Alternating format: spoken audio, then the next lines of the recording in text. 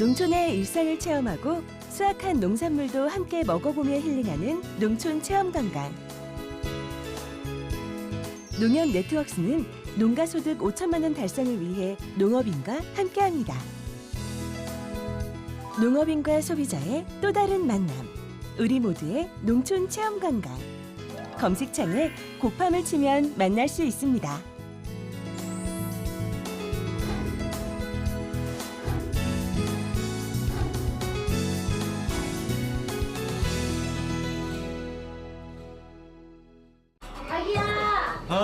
우리 이유식재료 사야 된다. 알았어. 어디가? 슈퍼. 거길 왜 가? 진이야. 네. 롯데 슈퍼에서 소고기 담아줘. 구매이력이 있는 유기농 소고기를 담았습니다. 이게 이런 것도 돼? 아보카도랑 당근도. 내가 담아놨지. 진이야, 주문해줘. 말로 주문하고 눈으로 확인하는 기가진이. 육아로 바쁜 부부에게 오늘의 기술 KT. 롯데슈퍼 당일 배송입니다. 여러분 안녕하십니까? NBS 뉴스 24입니다. 이달 25일 출범할 예정인 농어업 농어촌 특별위원회가 벌써부터 깜깜이 논란에 휩싸였습니다. 출범을 보름가량 앞두고도 아직까지 구체적인 인선이나 의제 등이 확정되지 않아서입니다. 네, 농업계는 농특위가 제대로 출범할 수 있을지 우려를 표하는 동시에 정부의 소통 부재를 비판하고 있습니다. 보도에 윤슬기 기자입니다. 농어업 농어촌 특별위원회 출범에 대한 우려의 목소리가 커지고 있습니다. 출범을 보름여 앞둔 현재까지 인선이나 의제 등 농특위 운영과 관련해 구체적으로 확정된 것이 아무것도 없어서입니다. 농특위는 농정개혁을 추진하기 위한 대통령 직속 자문기구로 문재인 대통령이 대선 후보 시절에 내놓은 첫 번째 농정공약입니다. 당시 문 대통령은 규모화 등 농업 경쟁력 향상에 주력했던 농정의 틀을 확 바꾸겠다는 청사진을 내걸었습니다. 그러면서 농정개혁을 위한 수단으로 과거 2차례 운영됐다 2009년 이후 사라진 농특위를 부활시키겠다고 나선 겁니다. 이후 농업계에선 기대감이 높아졌습니다. 대통령 직속 자문기구가 생기면 농업 현장의 목소리가 한결 수월하게 정책에 반영될 수 있을 거라고 믿어서입니다. 하지만 기대와 달리 농특위 설치는 차일피일 미뤄졌습니다. 지난해 12월에야 농특위 설치 및 운영에 관한 법률이 제정되면서 출범일이 이달 25일로 정해졌습니다. 농특위 구성 또한 대통령이 위촉하는 위원장 1명을 포함 30명 이내의 위원들로 확정됐습니다. 본위원회는 당연직으로 기획재정부, 농림축산식품부, 해양수산부 장관들과 국무조정실장, 식품의약품안전처장 등 5명이 들어가며 농어업인 단체 대표 12명과 학계 등 전문가 12명이 위촉직으로 포함됐습니다. 하지만 법률 제정 이후로는 별다른 진척이 없습니다. 올 2월 예정되었던 농특위원장 발표는 아직까지 기약 없이 지연되고 있고 본위원 위촉은 물론 사무국 설치, 사전의제 발굴 등 농특위 출범을 위한 기본적인 준비 작업 자체도 오리무중인 상태입니다. 한국농축산연합회 소속 28개 농업인 단체는 지난 8일 공동성명서를 내고 농특위 출범과 관련해 깜깜이 인선, 사전의제 준비 부족 등을 비판했습니다. 앞서 지난 5일에는 농민의 길이 성명서를 내고 농특위 출범에 대한 우려를 표하기도 했습니다. 농특위원 구성과 관련해서 또 위원회 밑에 각 분과와 각 분과위원장 구성, 또 그 밑에 사무국 구성과 관련해서 뒷이야기를 통해서 듣는 게 전부이기 때문에 저희 농민단체와 소통이 부족하다 이런 느낌을 가지고 있고요. 농특위가 원래 계획대로 출범할 수 있을지, 앞으로 구성될 농특위원회가 제대로 운영이 될지에 대한 걱정을 가지고 있습니다. 무허가 축사 적법화와 같이 여러 부처의 협조를 얻어내야 하는 농정 현안이 산적해 있는 가운데 농특위가 파행이라도 맞게 된다면 그 피해는 농민이 고스란히 질 수밖에 없습니다. 농특위가 제 역할을 다할 수 있도록 정부와 농업계의 협력이 그 어느 때보다 필요해 보입니다. MBS 뉴스 윤슬기입니다. 유리온실이 부동산으로 인정받는 것과 달리 고정식 비닐온실은 그동안 부동산 가치를 인정받지 못했는데요. 법원의 유권 해석으로 농업용 고정식 비닐온실도 부동산으로서 가치를 인정받을 수 있게 됐습니다. 고정식 비닐온실의 재산 가치가 높아지고 이를 담보로 저리 대출이 가능해져 시설 농가의 부담이 줄어들 것으로 기대됩니다. 강창호 기자가 보도합니다. 농림축산식품부는 법원 행정처와 지속적인 협의를 통해 최근 농업용 고정식 비닐 온실도 소유권 보존 등기를 신청할 수 있는 길이 열렸다고 밝혔습니다. 고정식 비닐 온실이란 철근 콘크리트 기초 위에 뼈대가 경량 철골 또는 철골로 돼 있는 시설을 말합니다. 농식품부는 이를 충족하는 고정식 비닐 온실이 전국적으로 21,283헥타르에 이르는 것으로 파악하고 있습니다. 그동안 고정식 비닐 온실은 소유권 보존 등기가 안 되다 보니 3년마다 축조 신고를 해야 하는 가설 건축물로 남아 있었습니다. 또 유리 온실과 마찬가지로 철근 콘크리트 기초 위에 설치되었음에도 불구하고 벽면과 지붕의 재질이 유리가 아닌 비닐이라는 이유로 그동안 소유권 보존 등기가 불가능했습니다. 하지만 법원행정처는 최근 유권 해석을 통해 고정식 비닐 온실이 철근 콘크리트 기초 위에 설치됨으로써 토지에 견고하게 정착돼 있고 경량 철골 구조 및 내구성 10년 이상의 내재해형 필름에 의해 벽면과 지붕을 구성하고 있다면 독립된 건물로 볼 수 있고 소유권 보존 등기도 신청할 수 있다고 밝혔습니다. 고정식 비닐 온실에 대해 소유권 보존 등기를 하게 되면 가설 건축물 축조 신고를 하지 않아도 될 뿐더러 재산가치 상승 효과도 기대됩니다. 부동산으로서의 가치를 인정받아 법적으로 사고 팔 수 있기 때문입니다. 또한 대출을 받을 때 해당 온실을 담보로 제공할 수도 있게 됩니다.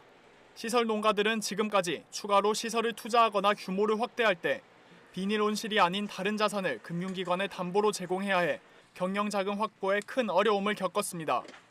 기존의 고금리 대출을 온실 담보로 한 저리 대출로 전환한다면 농민들의 이자 부담도 낮출 수 있을 것으로 예상됩니다. 농식품부는 고정식 비닐 온실에 대한 소유권 보존 등기 제도를 시설 원예 농가들이 적극 활용하길 바란다고 밝혔습니다.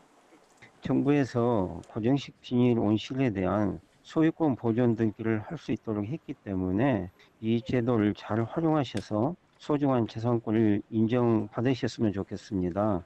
그리고 소유권 보존 등기는 의무가 아니고요. 또 등기 시에 취득세하고 등록세 약 3% 정도의 비용이 발생하기 때문에 상황에 따라서 선택하시면 되겠습니다. 법원행정처의 이번 유권 해석이 고정식 비닐 온실을 보유한 시설 농가들의 경영 개선에 큰 도움이 될 것이란 기대감이 커지고 있습니다. MBS 뉴스 강창호입니다.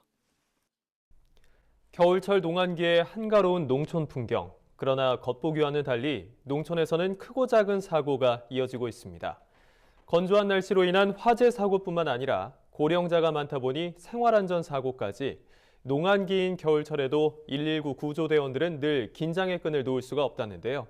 NBS는 지난 3개월 동안 119 구조대원들과 함께 농촌에서 일어난 사건 사고를 밀착 취재했습니다.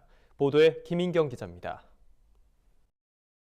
농사가 끝난 한가로운 농촌이지만 119 구조대원들은 한시도 방심할 수 없습니다.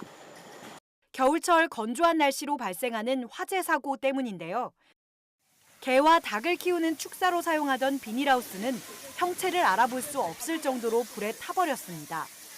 특히 난방을 위해 사용한 스티로폼 내장재와 LPG 가스통 때문에 더욱 큰 불로 번질 뻔한 화재 현장. 시골 불 꺼지게 될 만한 것들이 많이 있잖아요. 지금. LPG 가스통 그쪽 부분 그것도 안전하지 못하고 그것도 있어. 특히 겨울엔 많이 있어요. 최근 봄철을 맞이해 119 구조대가 가장 주시하는 것은 바로 논두렁 태우기입니다. 예부터 농촌에서는 농사를 짓기 전 논-밭두렁을 태우면 병충해가 없어진다는 속설이 있는데요. 논-밭두렁을 태우다가 화재 사고로 이어지는 건 물론이고 특히 도로에 인접한 곳에서 논-밭두렁을 태우면 시커먼 연기 때문에 운전자의 시야를 가릴 수 있어 2차 사고의 위험도 있는 상황입니다. 봄, 가을 추수 끝나고 난 시기에 태우는 시기가 좀 있는데 지금처럼 도로가 옆에서 이렇게 태우게 되면 연기로 인해서 2차 사고가 발생할 가능성이 높아지기 때문에. 새해 첫날인 1월 1일 강원 양양군의 야산에서 산불이 발생했습니다. 20헥타르의 산림을 태우고 100여 명의 주민들이 대피하는 상황까지 일어났습니다. 산불의 원인은 관광객이 버리고 간 담배꽁초. 그러나 농촌에는 CCTV가 부족해 현재까지 발화자를 찾지 못하는 상황입니다. 엄마들이 여기서 물을 이렇게 저 냄비로 퍼갖고 나가고 그랬는데 안 꺼져서 못 끄고는 신고를 했대요. 근데 담뱃불 하나가 그렇게 확 붙었어요, 불이? 그러게 말해. 여기에 갈당잎이 많았거든요. 농촌에서는 안타까운 사고도 많이 발생합니다. 귀촌을 한 지인이 며칠 전부터 연락이 되지 않는다는 신고를 받은 119 구조대원. 급하게 현장을 찾아 상황을 살펴보니 귀농 2년 차이던 그는 결국 돌이킬 수 없는 선택을 했습니다. 뿐만 아니라 농촌에서 빈번하게 발생하는 사고는 바로 골절 사고입니다. 근육과 뼈가 약한 노인들은 약간의 충격만으로도 큰 화를 입을 수 있습니다. 넘어지셨어요? 이렇게 옆으로 틀어지면서 엉덩방아를 찢으셨대. 고령자 대부분이 한두 가지 질환을 앓고 있는 경우가 많아 빠르게 대처하지 않으면 심각한 후유증이 동반될 수 있는 상황. 병원 한 번 가기도 쉽지 않은 농촌 고령자들에겐 119 구급대는 생명줄과도 같습니다. 예기치 못한 사고에도 제일 먼저 달려와주고 치솟는 불길 속에서도 재산을 지켜주는 농민들의 든든한 영웅. 119 구조대의 활약을 오늘 밤 9시 이슈 현장 속으로 해서 더 자세히 전해드립니다. NBS 뉴스 김인경입니다. 중앙선거관리위원회가 농축협 조합장 선거제도에 대한 개정 의견을 국회에 제출했습니다. 제2회 동시조합장 선거 과정에서 불거진 문제점 등을 고려해 국회 관련법 개정을 요청한 건데요. 선관위 개정 의견의 핵심은 유권자의 알 권리 보장과 선거운동 자유 확대 등입니다. 보도에 최다혜 기자입니다. 중앙선거관리위원회는 조합장 선거에 적용되는 공공단체 등 위탁 선거에 관한 법률 개정 의견을 국회에 제출했다고 최근 밝혔습니다. 현 조합장 선거제도가 유권자의 알 권리와 후보자의 선거운동 기회 보장이 미흡하다는 판단 아래 제도 개선안을 마련한 겁니다. 먼저 유권자의 알 권리를 보장하기 위해 선거운동 기간 내 후보자 초청 정책 토론회 개최를 제안했습니다. 조합원들이 직접 정책 토론회를 주최해 후보자의 정책이나 공약을 알아볼 수 있는 기회를 보장하자는 겁니다. 예비 후보자, 후보자도 조합의 공개 행사에 참석해 자신의 정책을 알릴 수 있는 기회를 제공하도록 했습니다. 현행 위탁선거법은 이를 금지하고 있어 상대적으로 인지도가 낮은 후보자는 얼굴을 알리기조차 쉽지 않았기 때문입니다. 다음으로 선관위는 선거운동의 자유를 확대하는 방안으로 예비 후보자 제도를 제시했습니다. 예비 후보자가 선거기간 개시일 전 50일부터 선거운동을 할 수 있도록 개정하자는 겁니다. 이와 함께 후보자뿐 아니라 선거인도 전화와 문자 메시지로 제한적으로 선거운동에 참여할 수 있도록 했습니다. 공정성 강화를 위해 선거인 전화번호를 후보자에게 제공하되 개인정보 보호를 위해 가상번호 형태로 제공하게끔 했습니다. 더불어 선거인 명부의 기초가 되는 조합원 명부를 의무적으로 정비하자는 규정을 신설했습니다. 이번 개정 의견은 국회가 관련법 개정의 참고 자료로 활용하게 됩니다. 하지만 선관위가 지난 제1회 전국 동시조합장 선거 직후 국회에 제출한 개정 의견은 일부를 제외하고 대부분 입법이 되지 않았습니다. 국회가 이번 선관위의 개정 의견을 법 개정에 어느 정도 반영할지 주목됩니다. MBS 뉴스 최다희입니다. 오늘은 정부의 법정 기념일인 도시농업의 날입니다. 전국 각지에서는 도시농업의 날을 전후해서 각종 기념 행사가 열리는데요. 서울시는 서울광장에서 기념식을 한 후 시민들에게 나무 모종과 비료를 무료로 배포했고 미국 대사관저에서는 도시 텃밭을 조성했습니다. 현장에 김아영 기자가 다녀왔습니다. 이곳 서울시청에서는 도시농업의 날을 기념하는 행사가 열렸습니다. 서울 시민들이 농업 농촌의 공익적 가치를 알고 도시 속 농업을 체험하기 위해 모인 겁니다. 서울시는 이날 서울광장에서 도시농업의 날 행사를 갖고 시민들에게 가지 모종과 공기 정화 식물인 고무나무, 비료를 무료로 배포했습니다. 시민들에게 가정에서 농업의 소중함을 체험할 수 있는 기회를 제공한 셈입니다. 또 주한미국 대사관저에서 도시 텃밭 개장식도 진행했습니다.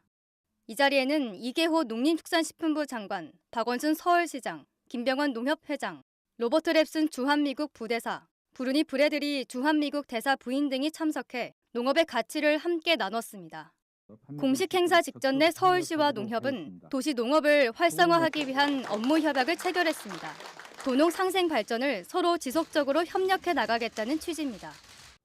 제가 틈틈이 기회가 날 때마다 서울이 농업의 수도다 이렇게 말을 하면 사람들이 굉장히 의아해 합니다만은 서울은 1,000만 시민이 살고 있는 그야말로 농민의 가장 큰 그 소비처로서의 그런 기능도 저는 굉장히 크다고 생각했습니다. 그래서 서울시는 농촌 없는 도시는 있을 수 없다면서 다양한 농산물 직거래 장터를 만드는 등 도시와 농촌이 상생할 수 있도록 적극 협력하겠다고 밝혔습니다.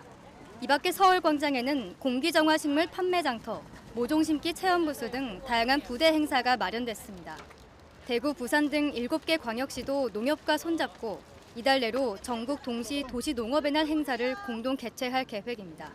김병원 농협 중앙회 회장은 도시의 바쁜 삶 속에서도 농업을 체험해 볼 수 있다는 건 매력적인 일이 된다고 말했습니다.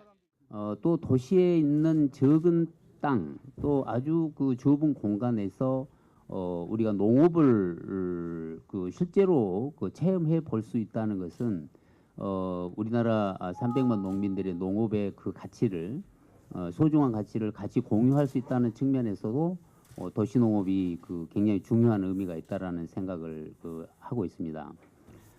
도심 속에서 농업을 체험할 수 있는 대표적인 수단이 도시농업입니다. 농사체험 의욕이 충만해지는 4월, 먼저 아이들과 작은 텃밭을 꾸려 도심 속 소박한 전원 생활을 누려보는 건 어떨까요? MBS 뉴스 김아영입니다. 강원 산불은 엄청난 규모의 농업 피해와 함께 지역 경제에도 막대한 타격을 주고 있습니다. 관광지로 유명한 속초와 강릉, 고성 일대에 방문객들의 발길이 뚝 끊겼기 때문인데요. 이에 코레일은 이달 말까지 강릉을 찾는 관광객의 KTX 일반실 요금을 30% 할인해주고 자원봉사자들이 특시를 제외한 모든 열차를 무료로 이용할 수 있도록 했습니다. 보도에 이현경 기자입니다. 이달 중 KTX로 강릉선을 이용하는 여행객들은 요금의 30%를 할인받을 수 있습니다. 산불 발생 후 관광객이 뜸해진 강원도의 경기 회복을 위해 코레일이 지원에 나선 겁니다. 강원도 지역은 산불 피해도 컸지만 산불 발생 후에는 여행객까지 크게 감소했습니다. 강릉이나 속초 등은 특히 관광으로 유명했던 지역이라 지역 경제가 전반적으로 침체되는 등 추가 피해가 우려되는 상황입니다. 이렇게 산불 피해뿐만 아니라 지역 경제 자체가 흔들리는 만큼 피해 지역의 빠른 회복을 위해 이렇게 나서게 됐습니다.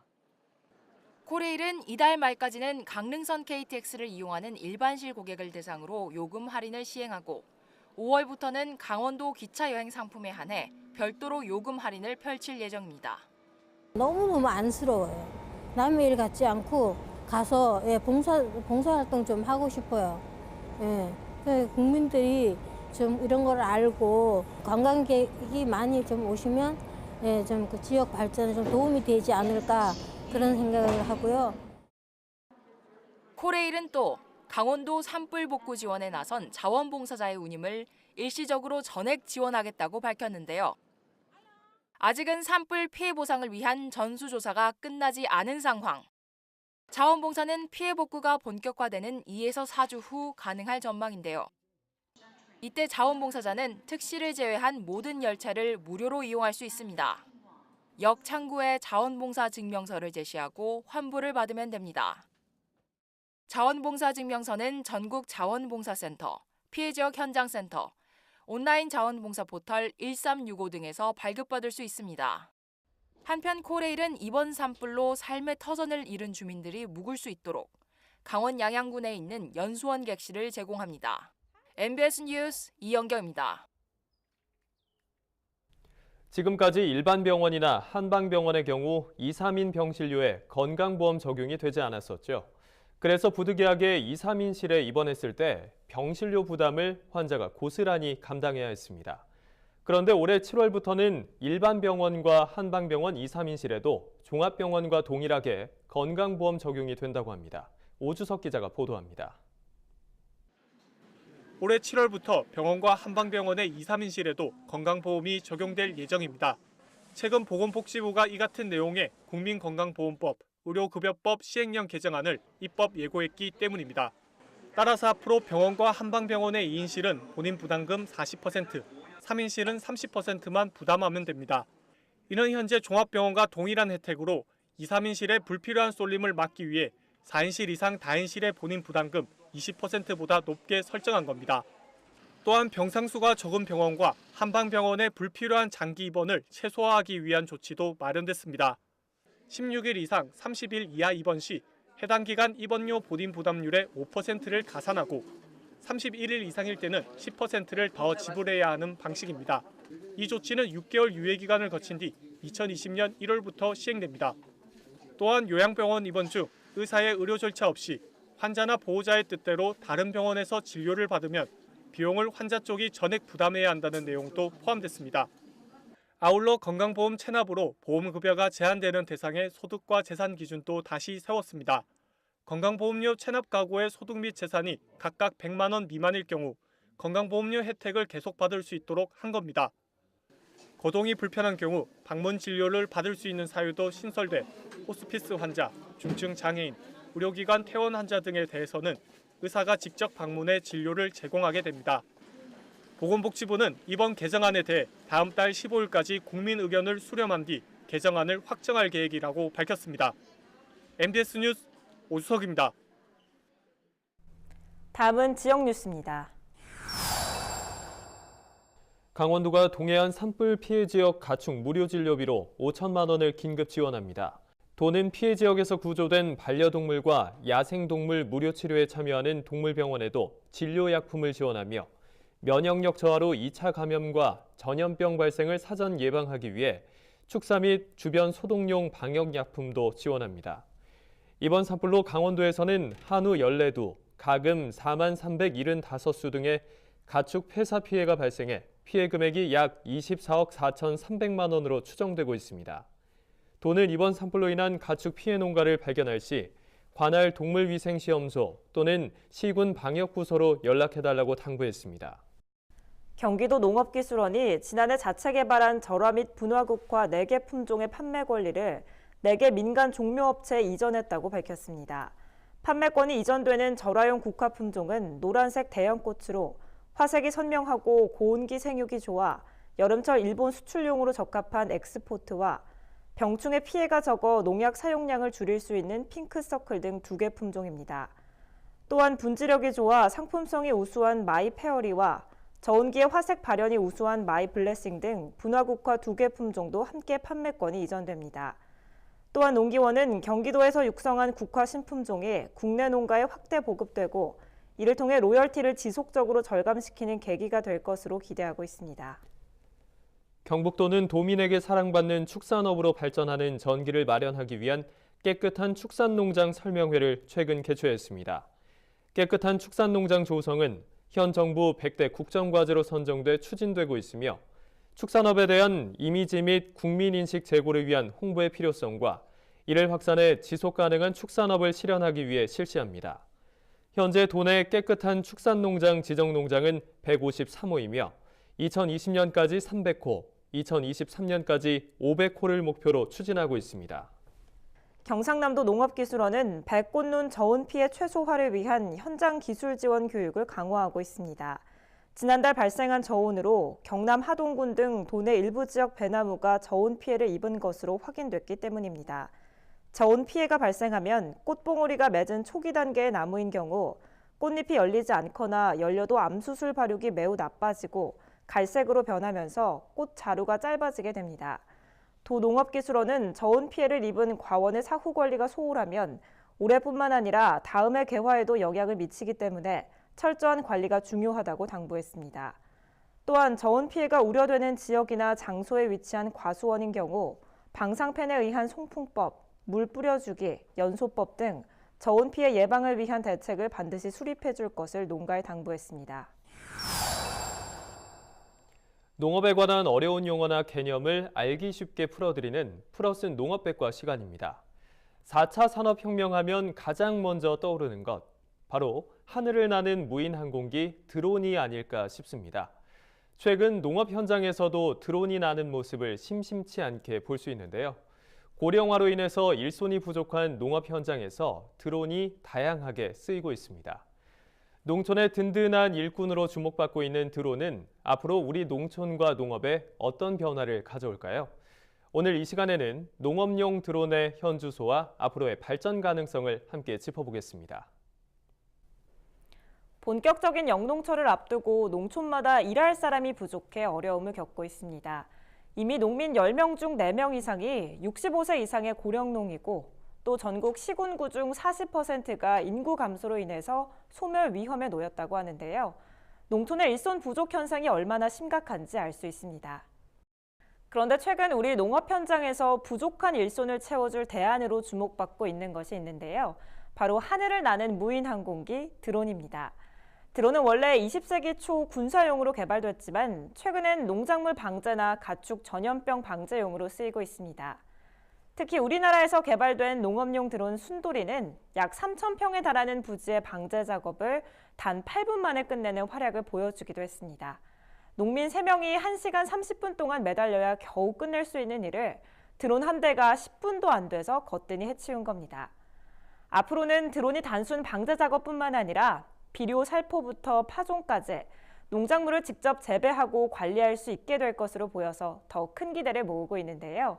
실제로 지난 3월 경기도 농업기술원에서는 농업용 드론을 활용한 벼 재배 기술 시연회를 개최했고 또 충남과 전북 지역 등에서는 드론으로 벽실을 직접 파종하는 실험도 진행했습니다. 만약 드론이 벼 재배에 본격적으로 쓰이게 되면 모짜리와 모내기 작업이 불필요해지는 등 노동력을 줄이는 데 큰 효과를 볼 수 있습니다. 또한 드론을 이용해 작물의 수확량을 미리 예측하거나 병해충과 식물의 영양 상태 등을 진단하는 모니터링이 가능해지고 또 농경지 탐사나 인공 수분, 그리고 야생동물 퇴치까지 할 수 있을 것으로 기대됩니다. 하지만 최근까지만 해도 이 드론 기술을 배우려면 많은 비용이 드는 데다 관련 규정이 까다롭다는 단점이 있었는데요. 최근 드론 교육기관이 많아졌고 또 기술 인증 절차도 간소화돼서 농민 누구나 드론을 쉽게 배우고 활용할 수 있을 것으로 보입니다. 앞으로는 다재다능한 농업용 드론이 널리 쓰여서 고령화와 인구 감소로 침체된 농촌에 새로운 활력을 불어넣어주길 기대합니다. 지금까지 플러스는 농업백과였습니다. 저희가 준비한 소식은 여기까지입니다. NBS 뉴스 24 마칩니다. 함께해 주신 여러분 고맙습니다.